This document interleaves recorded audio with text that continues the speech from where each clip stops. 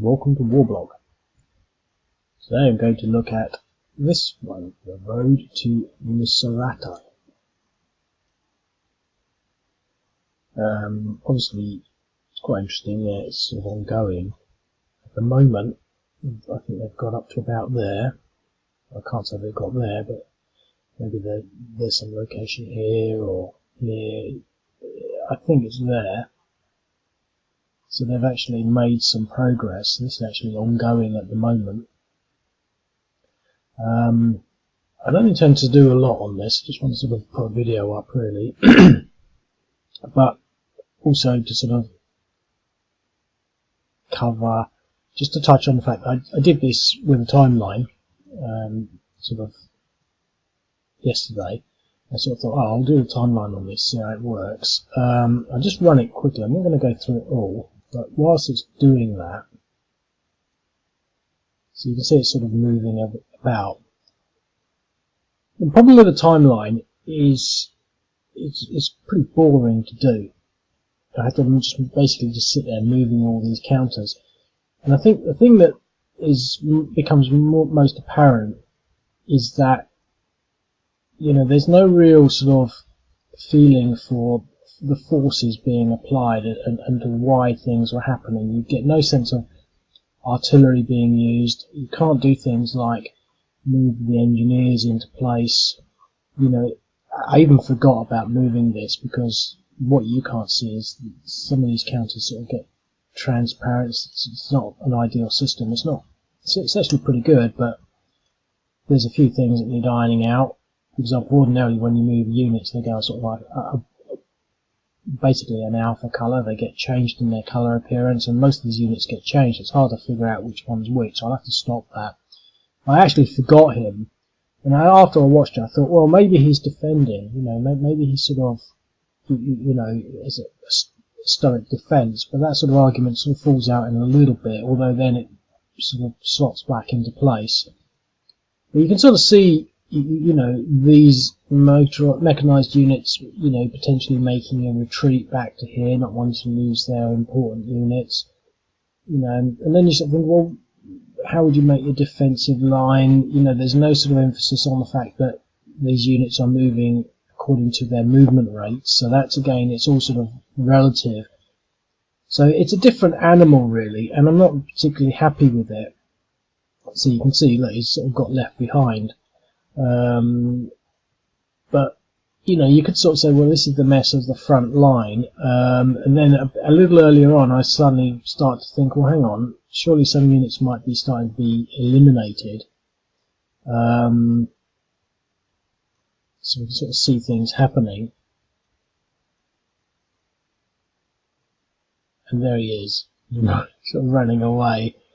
He sort of falls back into place, you know, so I did actually just completely forget about him, which is a problem, but as I should be able to overcome that. But there's no real sort of sense, so then I start to move them off the board, so I just put them there, so I can actually move them to this location sort of to simulate units being lost.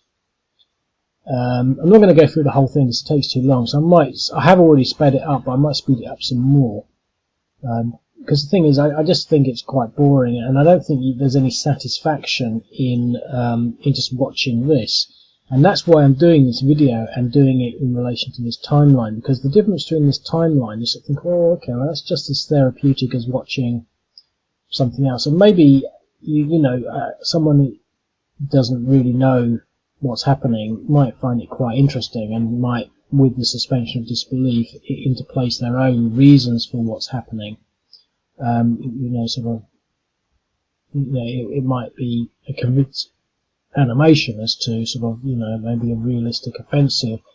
And that, I am trying to sort of present it in that way, but both realistically, but sort of almost, it is designed to be an annotation of the actual events in a sort of more, I don't want to, in both an abstract and an artistic way, to sort of, you know, so you can sort of see, well, obviously, clearly, we've got an offensive coming up from here, heading towards Misurata.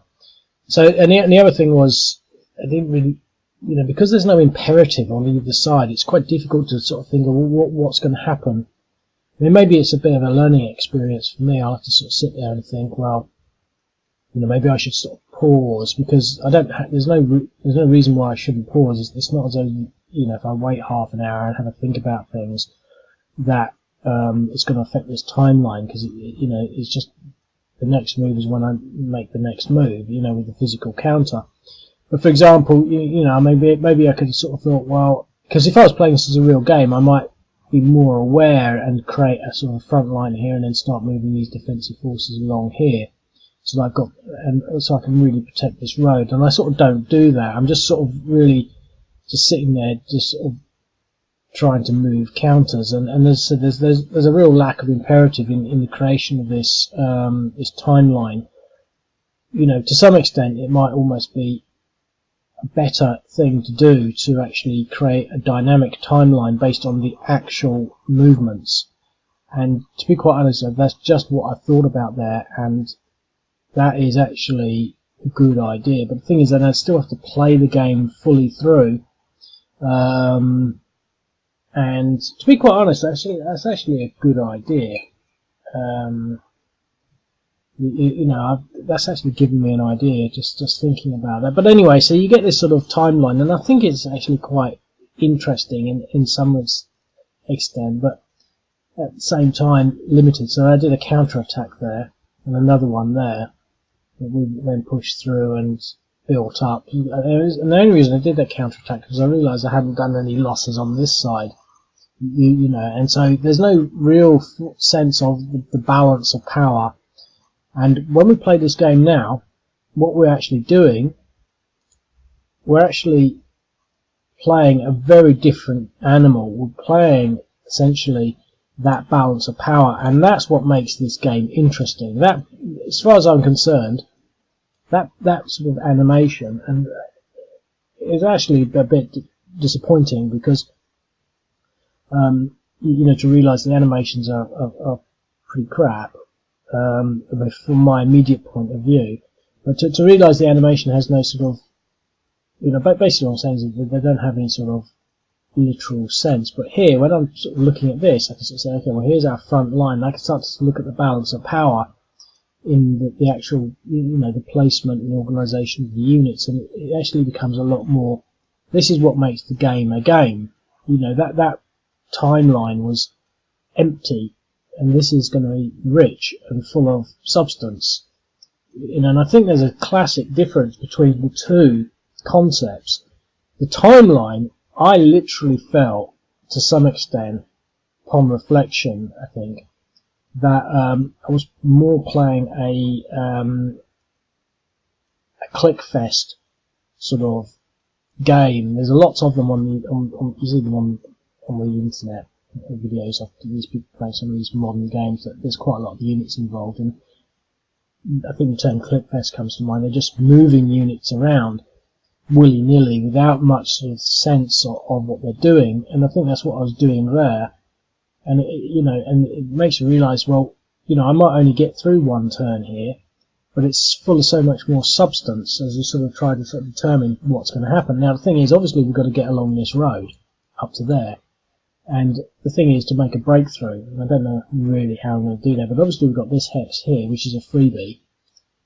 So we could sort of push into there and then attack on that. But I think it's quite possible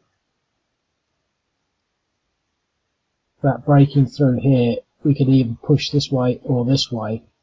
But the idea being that we could sort of separate this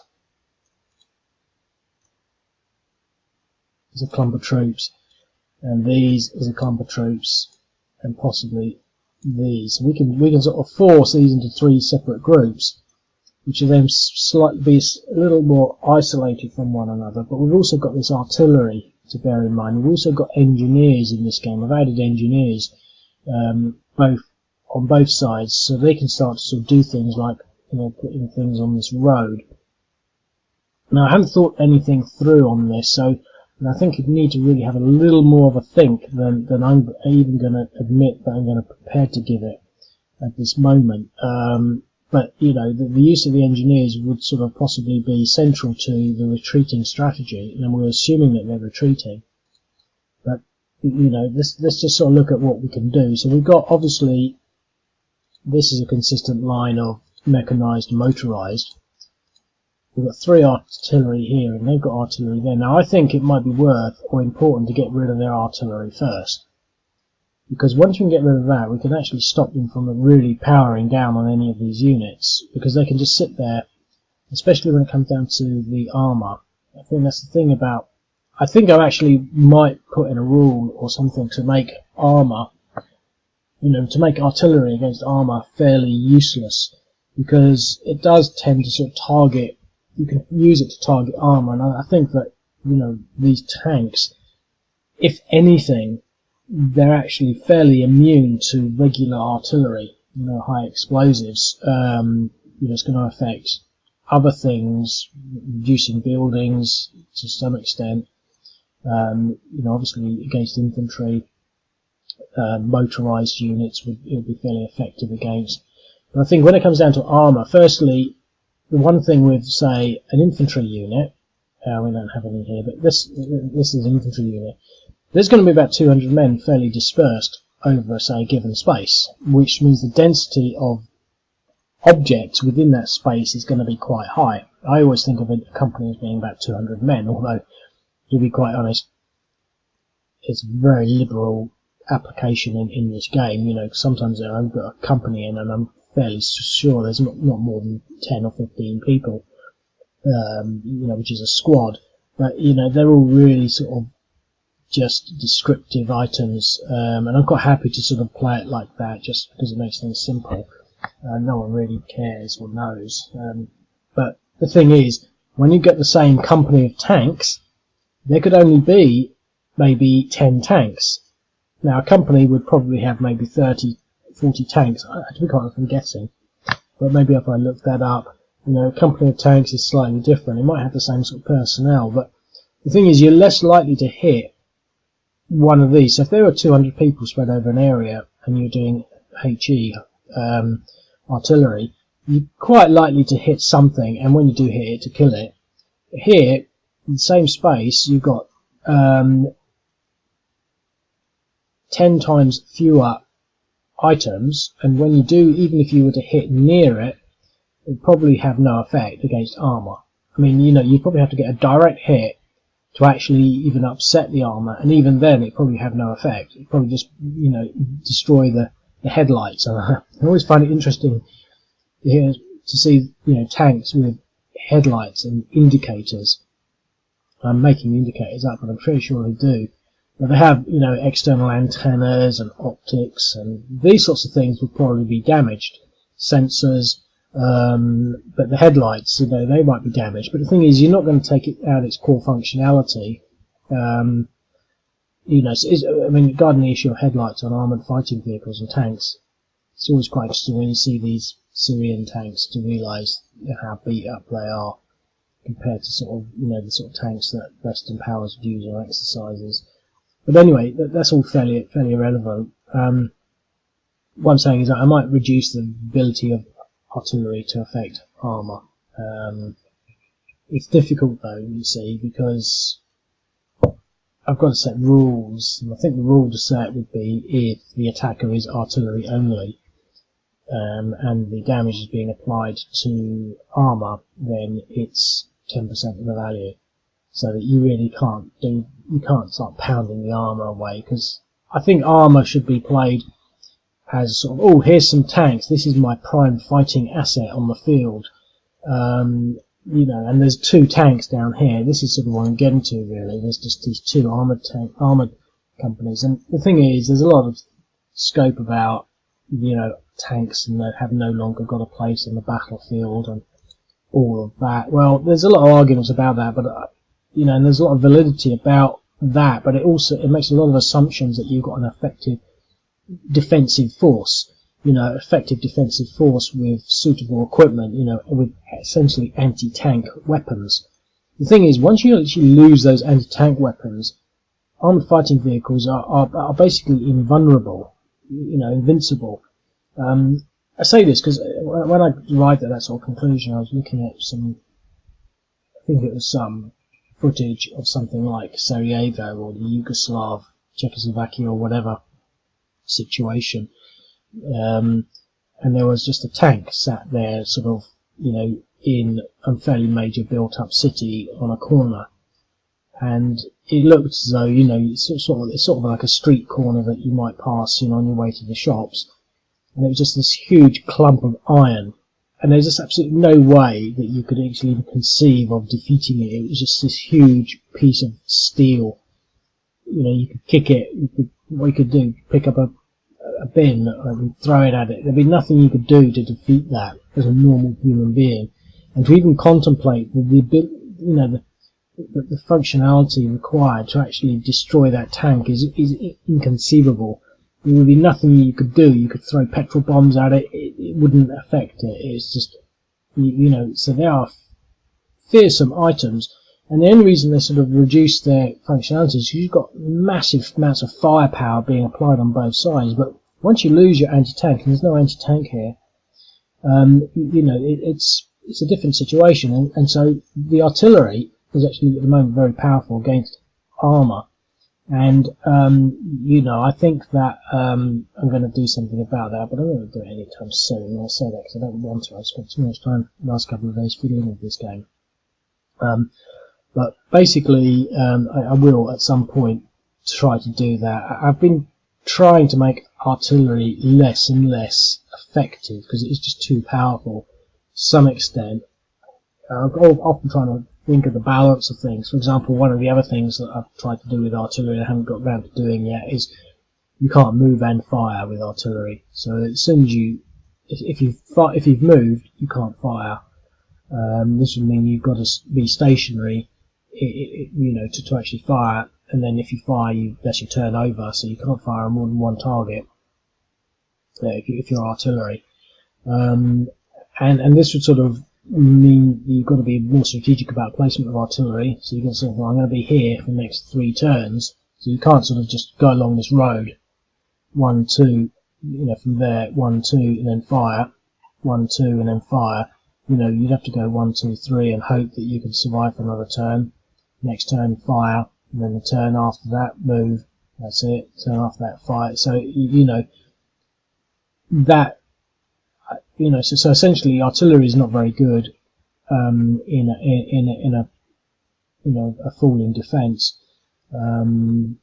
It's more part and parcel of a static defence line, and once the defence line is sort of broken, artillery would be rerouting or would be overtaken and consumed by the enemy advance. You wouldn't be able to sort of do that. But anyway, I've really not really sort of put too much thought into all of that. These are just sort of things that I'm sort of thinking. But on that sort of note, I think the substance of that is just not portrayed in that timeline. When you start sort of looking at the timelines, you think, well, we haven't even got through to what we're going to do here. It bears no substance, and I would be much happier with a timeline that represented just one move, like taking this because this is the hex we've chosen, or here, So I might, and I mean, to be quite honest, I did it yesterday. I was really happy. I was like, this is fantastic, and then all of a sudden I'm sort of thinking, well, perhaps I'll just throw it in the bin because it's rubbish. I'm not going to. I'm going to leave it there as part of the system, but to some extent, I do think it's a bit rubbish because it doesn't carry the things that I've just been mentioning. But in here, so essentially we're trying to figure out a strategy. Now I've already mentioned, I think maybe this hex would be the one to sort of go for, but what to do with the artillery, and again we've got tanks, we've got these engineers. So let's just have a look at the road network. So the road network goes like that. Now, to be quite honest, it's probably not worth clearing out all of these things because we want to get along this road, but breaching something might be helpful. Now these are going to give the defending units a bonus, but that's what we're fighting into, and so it might be worth somehow maybe trying to punch through maybe here with the intention of them breaking through, putting some engineers in there and storming through that gap.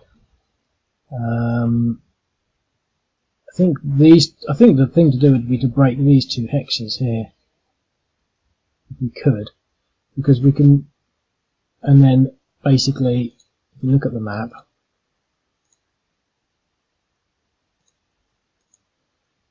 with the intention of them just ploughing straight through like that, although we'll be going across open country, I don't think, we've got to fight through all of that, and this will collapse. If we can break this, in theory, they will collapse and start retreating.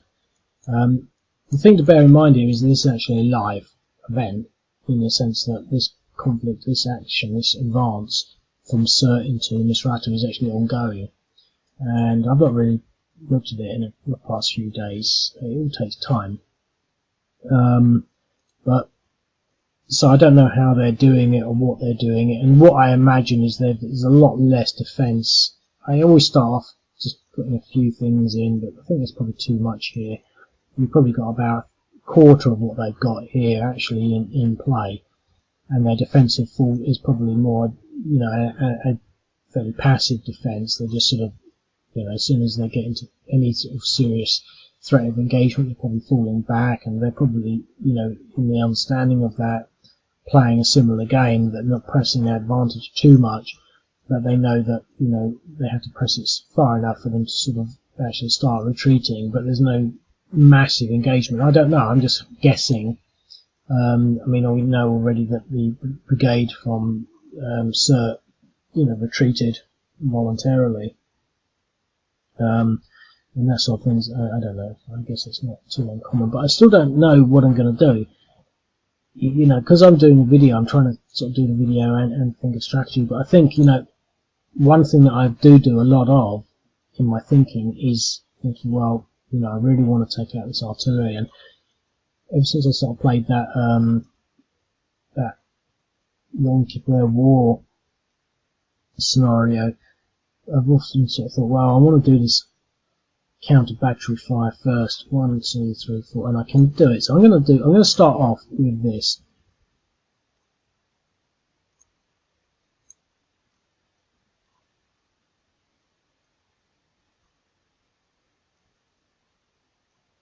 Now,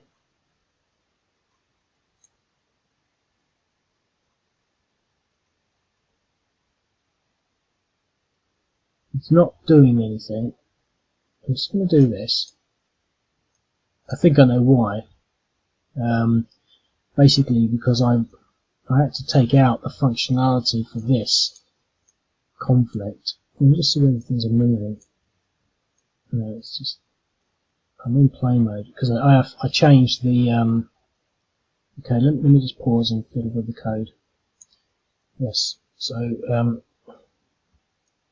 just a little knock-on effect, unintended consequence from the interruption of timelines, and nothing can move, but it can now, so I should be able to do this. So let's just see what we can do.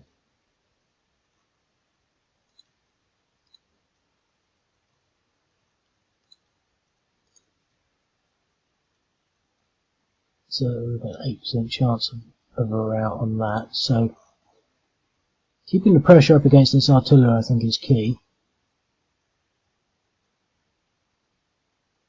Now, what have we got in here? 4 lots of irregulars. So it could be worthwhile pushing the irregulars into that space there just to hold it.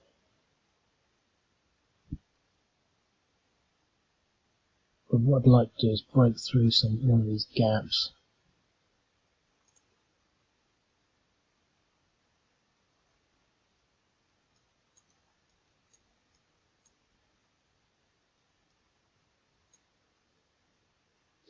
Plenty of movement left there.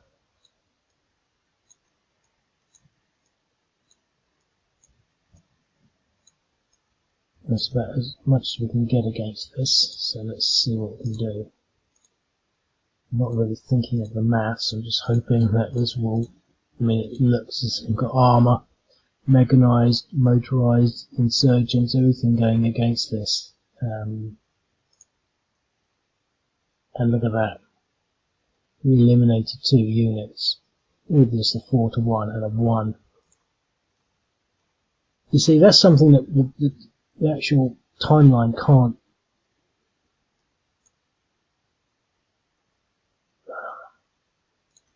That wasn't unit selected. Sometimes that's a problem. And the problem since it's a new server. But timeline can't reflect what happened there, you know, and the importance and significance of it.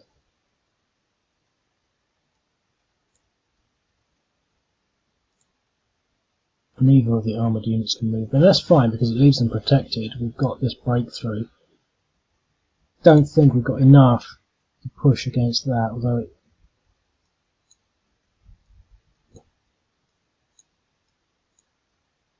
yeah, we might do. Let's just bring these engineers up. So if I was recording this,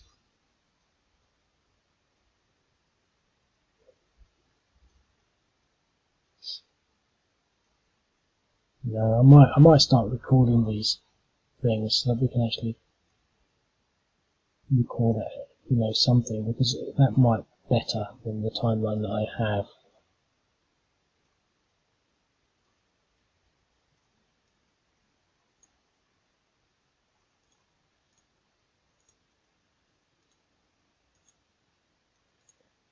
If the other one was a 4 to 1, this might be a 2 to 1 or 3 to 1.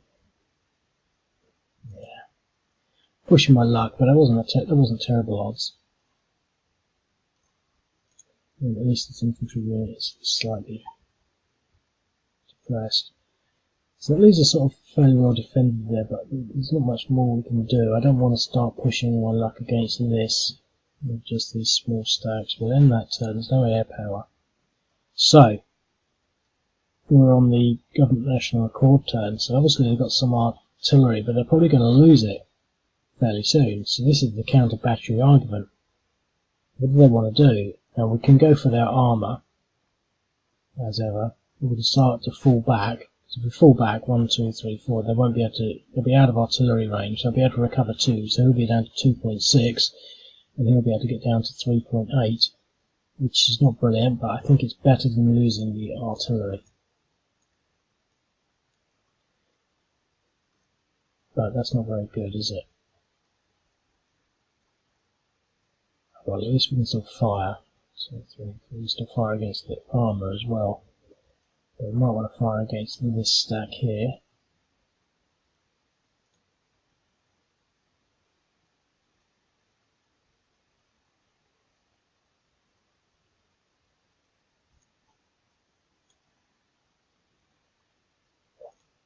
Let's go for the armour. See that, 2.2. Those big chunks are really. You know, you should only really be able to take armour out with either armoured units and anti-tank. But this is the fine-tuning. I'm thinking of doing a video for 2020, and I want to do the video introduction again to the game. I did it last year and it wasn't very good. I just did it and it sounded not very good. I wrote the first sentence out, but as soon as I got to the end of the first sentence, I didn't know what to say and it didn't really pan through. But I want to sort of do that again, but also maybe a 2020 sort of channel status thing. I know other channels do it, but I'm not like other channels, so I don't really see much point in doing that. But yeah, I can't remember why I was talking about that. Something to do with the artillery. Oh yeah, the armour. Only armoured units. You know, the armour should be fairly powerful. Oh yeah, and there basically is in play and general development. I'm going to do a video about general development over 2020, etc. So basically, you know, these things are all sort of always being thought about and considered. It's something that I really want to start doing. And again, I'm just sort of thinking here and looking at this and thinking, well, this is the balance of things, you know, and this is the nitty-gritty and the meat on the bone for what wargaming is all about. That timeline is just the complete, you know, sort of like epitome of the complete opposite of what we're doing here. It's just shallow and empty with no meaning.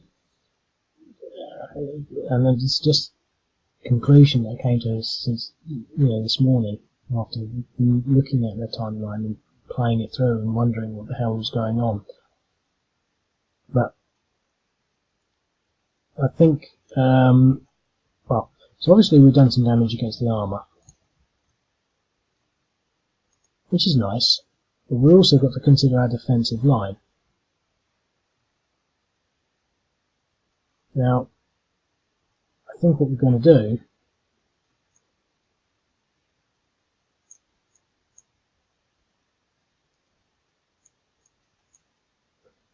is to force them to fight.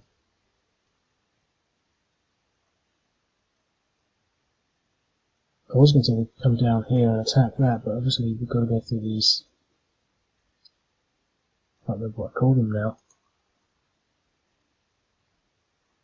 obstacles. Earthworks, that's what I call them, earthworks. Their official name is earthworks, so I can't get through the earthworks and attack. It would be nice to do a counter-attack, but so the thing is, this is what I'm trying to get to, is it's quite a consideration as to what we do. Now we could use him to create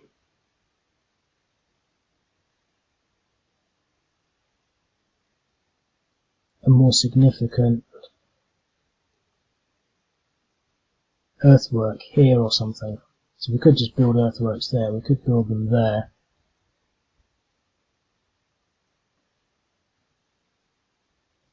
But I think what we've got to do is to build something now. Either this turn there, or next turn either there, or there. There might be good.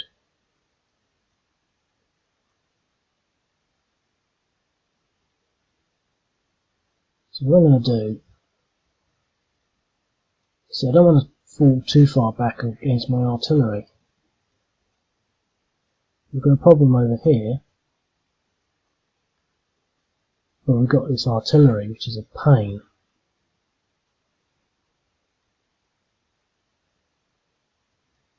So what I want to do is fall back, but the infantry is too slow, so we really need to keep this road open. Now they can probably fall back a little more effectively than anything else. So really what we want to be doing is pushing some of these. Oh, that's full, isn't it? I want to distribute these. I'm going to do this, just for the hell of it. So I suddenly felt some impulse to create a line of mechanised. Now I'm going to see how far we can get the infantry back. So I can go 3.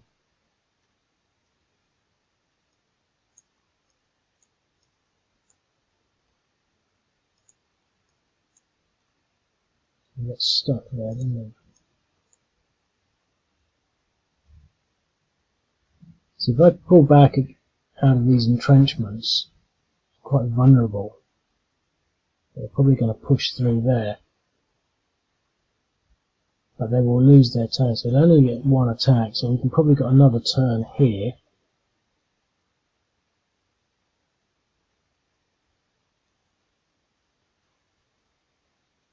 So what I can do is I'm going to put these engineers here.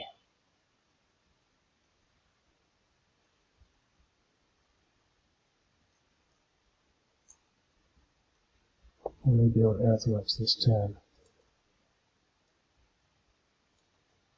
No.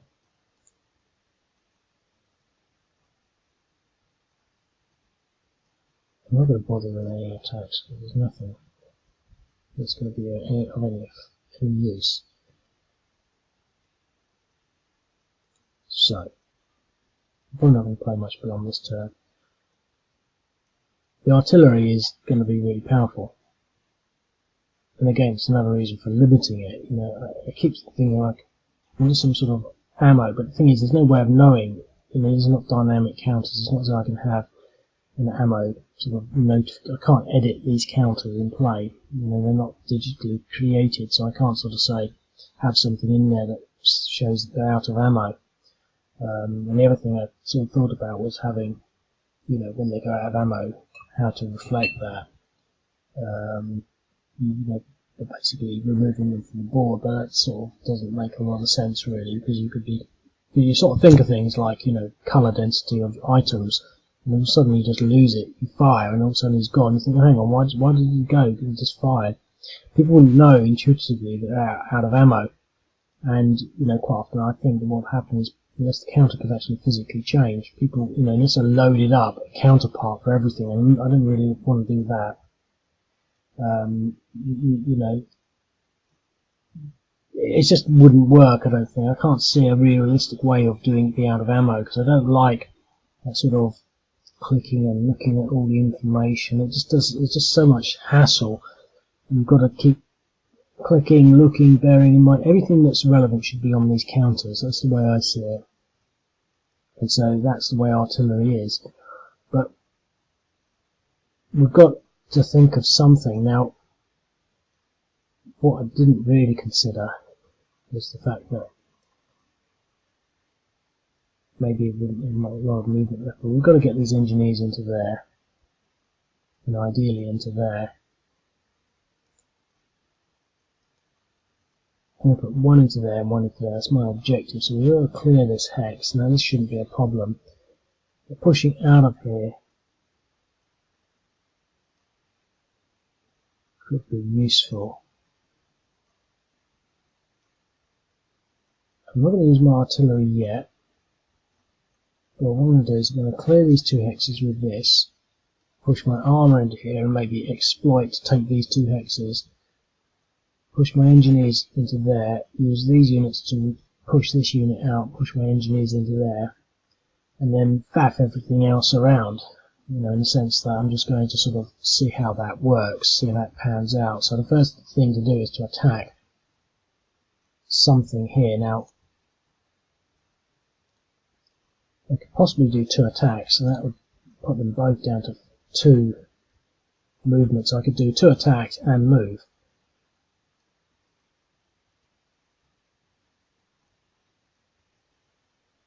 And then I can move into there, which would give them some sort of defence.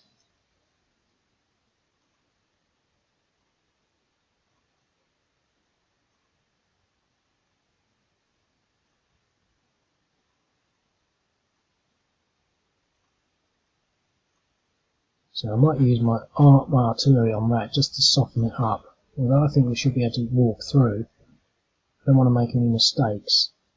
So I think first of all, let's just see how these attacks go. These should both be 7 to 1.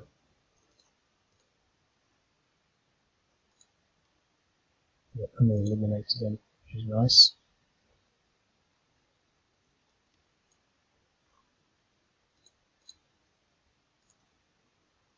Getting a lot of eliminations here. I'm getting a bit suspicious about that.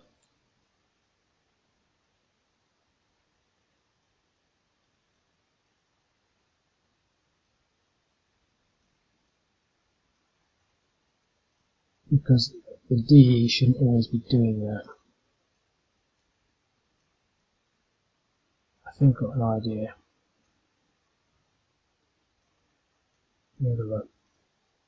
Okay, so I think I've sorted the problem out. Basically, I recently made some changes to the air assets thing, so that if you attacked air assets, you always got a DE, and that affected the logic on this. And so that was that. I've had to change that, so I don't know whether it all works. We've got to get another DE somewhere to see what happens. But unfortunately, we've lost 3 units already to that sort of rule, where they should probably more likely have just retreated.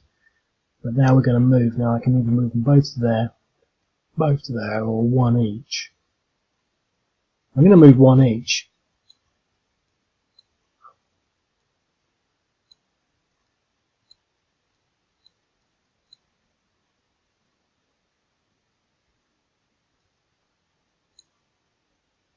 There's another move in there.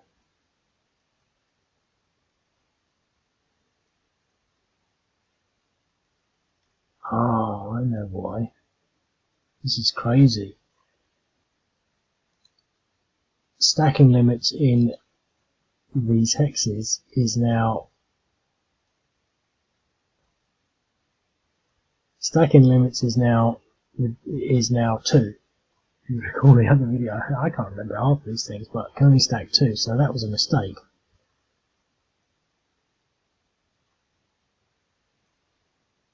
Right, let's just do this. I might start this again actually.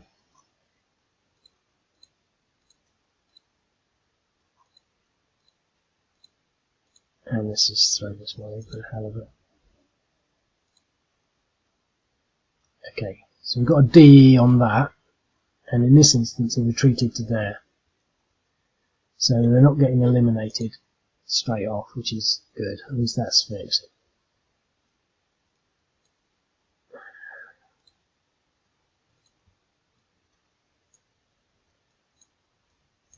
Okay, at least we've got the engineer in there. I'm not going to start again, but I'm not really going to continue much further either. I've had a few problems, but can we attack against that? We might be able to use this, or we might be able to push through here and knock that guy out because he's only a 1, which will give us possibly more leverage to isolate this unit, stop them from retreating so quickly.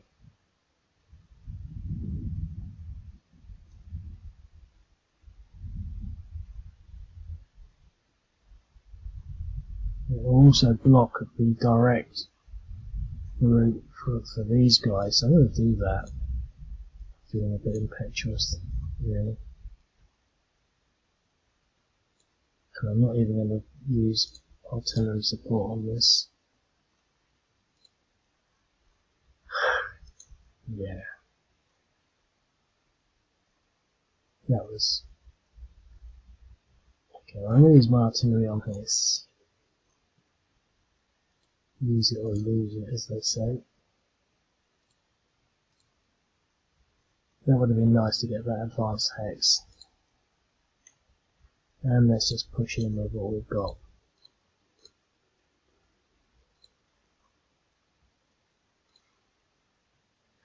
Oh god.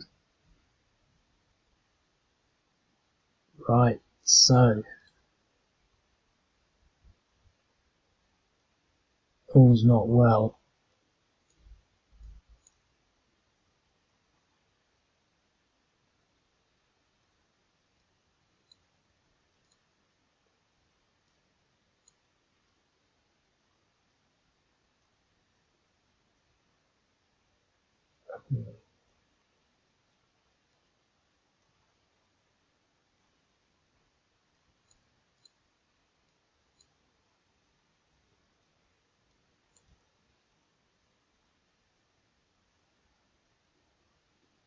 Well, that was a devastating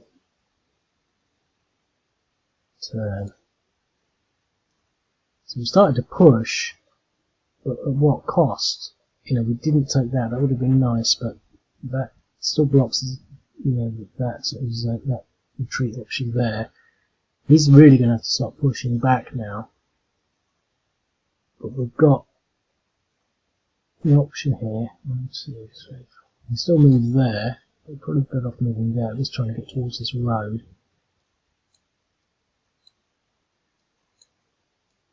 Still to fire on this. The old firing at the tank trick. Because look at that, we're basically keeping this going. Ah, that's what I didn't do.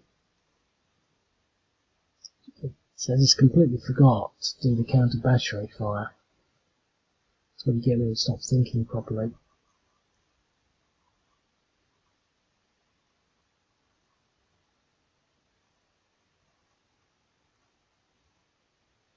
Right, so everyone that can will run away.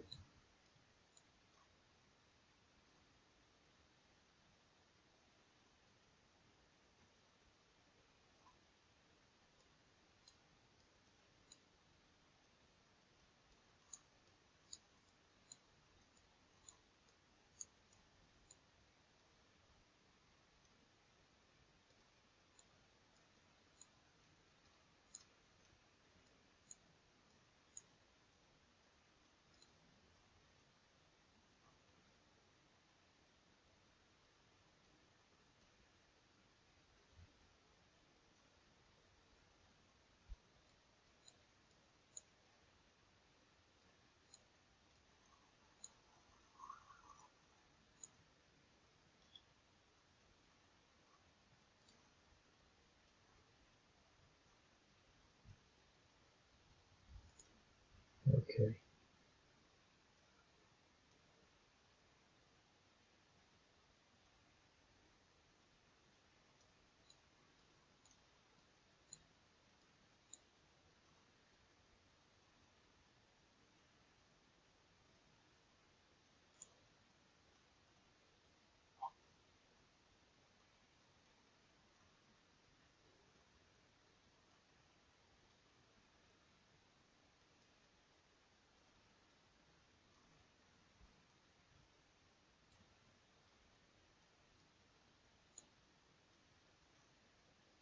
Right, I'm going to use the engineers to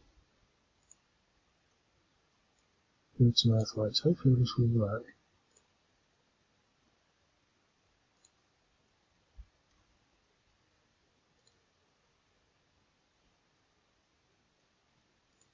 Yes. So we've got earthworks in Abu Ghraib. No, I've forgotten that that's a town. You want to leave this line like that. I think so. No point in attacking that.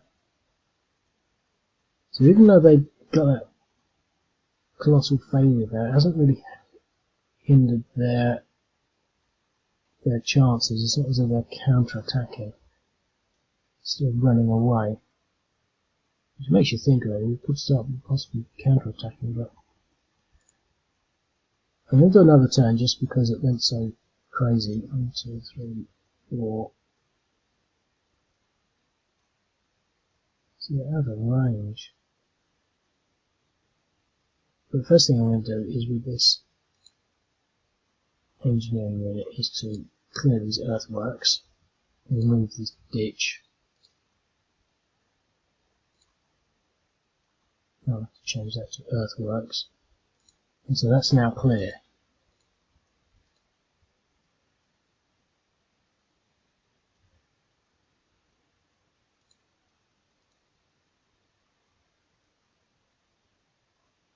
Now I'd like to get my artillery in there.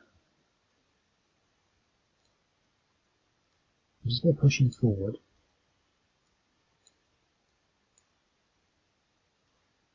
I don't have enough movement.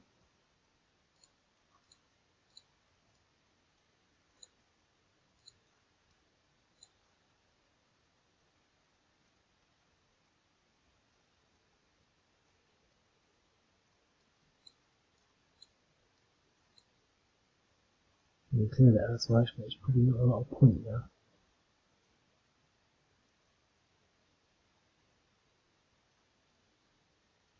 So much so that I might not bother.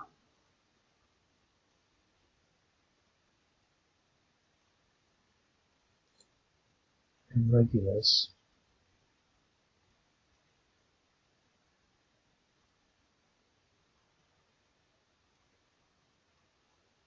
Oh, got an idea here. This is a kind of idea.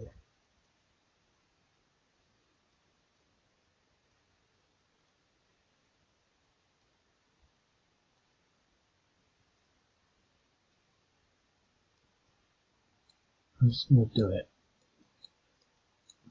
So I think if I try to explain, yeah, I'll use track.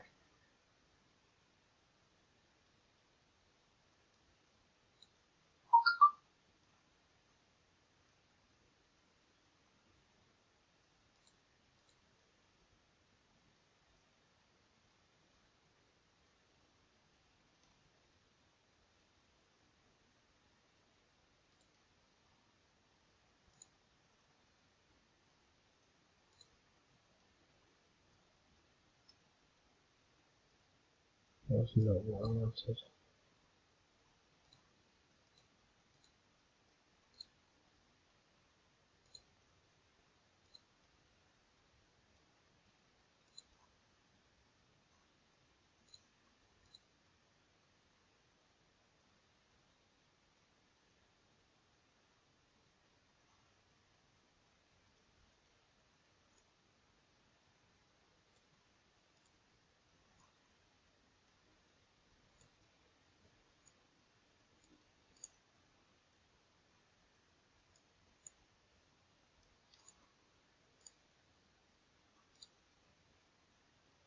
You know, this game is set with me not thinking properly.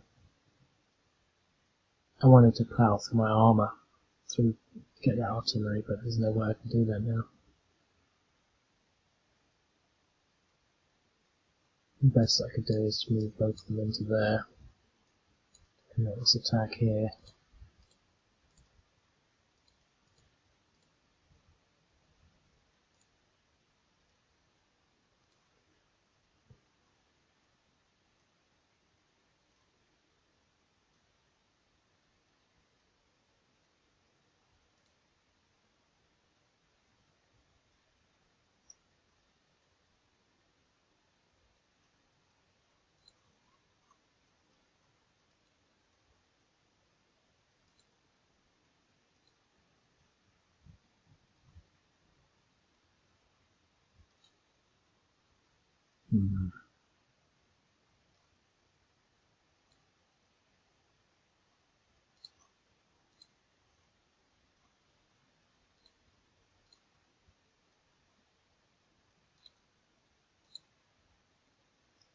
So we've got one on for morale.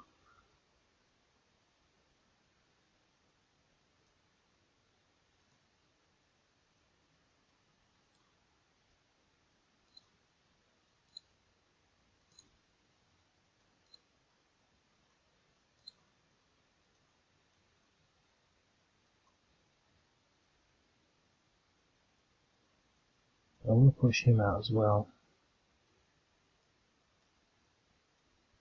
But before I do that,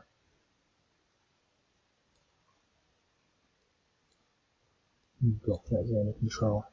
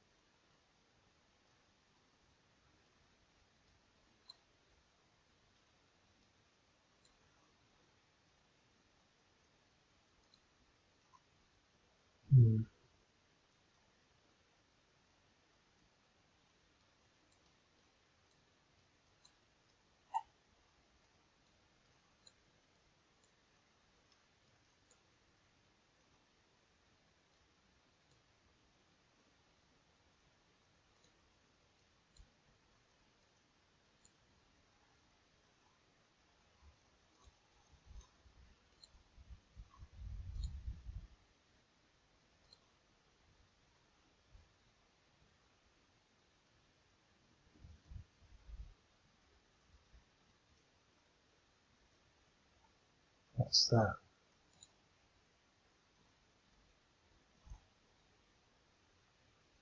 They're looking fairly peppered. I'm not going to do any more. Now the thing is, if I'd recorded that as a timeline, I think it would have been far more interesting to watch. So what I might actually do is try and figure out a way to record timelines, and that will solve me. That will give me two bonuses really. Firstly, I'll get better timelines, and secondly, I won't have to sit there doing them because it is a chore. You know, it's an extra bit of work. Whereas I quite often play the game like this because I enjoy it. You know, for me that was quite interesting. Although it took me 55 minutes, and that timeline probably took me 20 minutes, but that timeline was just onerous and painful. As I enjoyed this, and 55 minutes is just wished by.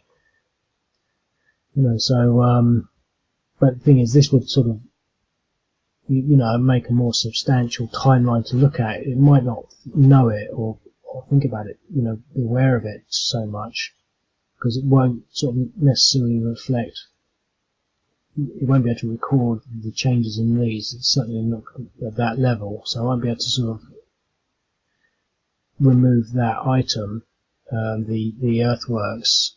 So in the timeline, the earthworks won't appear to be removed, and all the entrenchments will still be there because it's just the way it is at the moment. But suffice to say, I think, from my point of view, I'll know what's happening anyway, and this is a far more interesting conclusion. And you can sit there and think, well, that's the conclusion that we got. What does that look like? We've got a partial retreat. We've got this sort of, clearly these units are going to have a bit more of a problem retreating. We've got earthworks that we've built in there. There's going to be a defence of this town. They're still holding that town. Probably fall. We've got threats here on this flank. I mean, if we can get this armour and these mechanised units going out here, we could probably even outpace them along this road.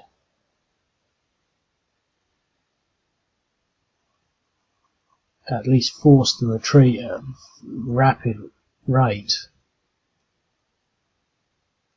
Anyway, I'll leave it at that. Oh, make sure just before I go, I was just thinking, I mean, if that is, because, they're obviously doing this in reality, and it's the same situation as, I would say, Rommel and Montgomery, the Second World War and North African campaign. It was always a case of attaching to the seawall out here, and then you'd have the long-range desert groups that would outflank. There's always this sort of outflanking. But here, outflanking, I mean, you've got this sort of defence following the road, but you can outflank here or here. So this is a phenomenally interesting game. But anyway, so I'll leave it at that, and I'll speak to you later. Cheerio.